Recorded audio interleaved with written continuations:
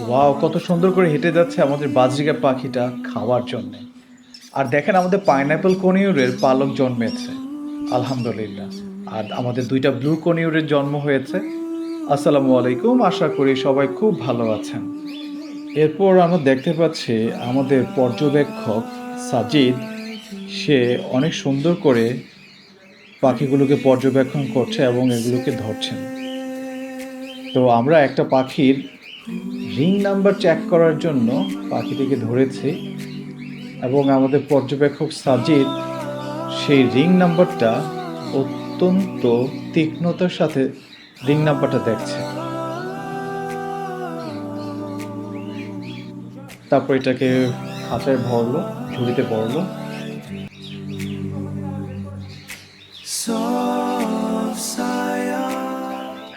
তারপর পাখিগুলোকে আবার রাখা হলো খাঁচাতে।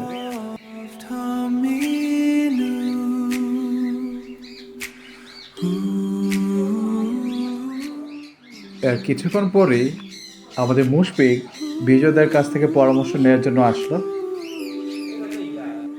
আমাদের মুশফিক খুব পাখিগুলোর সাথে, মানে পাখির বাচ্চাগুলোর সাথে অনেক দুষ্টুমি করছে।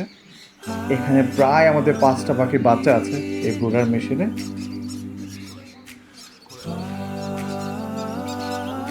মুশফিক পাখিগুলো হাত দিয়ে ধরছে।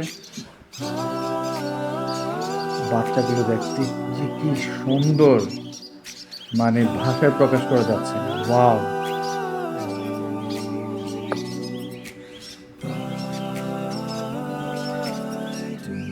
আমাদের ওয়াসিম ভাইয়া অনেক সুন্দর করে পাখিটাকে ধরছে।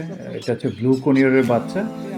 আমাদের আসলে বেসিক্যালি এখানে যে পাখিগুলো আছে এর মধ্যে বাজরিগার ২৫ থেকে ৩০ দিন হলো, আর পাইনঅ্যাপল কনিয়র ৩০ থেকে ৩৫ দিন হলো, আরেকটা হচ্ছে ব্লু কনিয়র, এটা মাত্র ২০ থেকে ২৫ দিন হয়েছে। আর এখন হচ্ছে আমাদের সাজিদ, আমরা দেখতে পাচ্ছি যে এই পাইনঅ্যাপল কনিয়র প্লাস ব্লু কনিয়রের বাচ্চাদেরকে খাওয়াচ্ছে। সো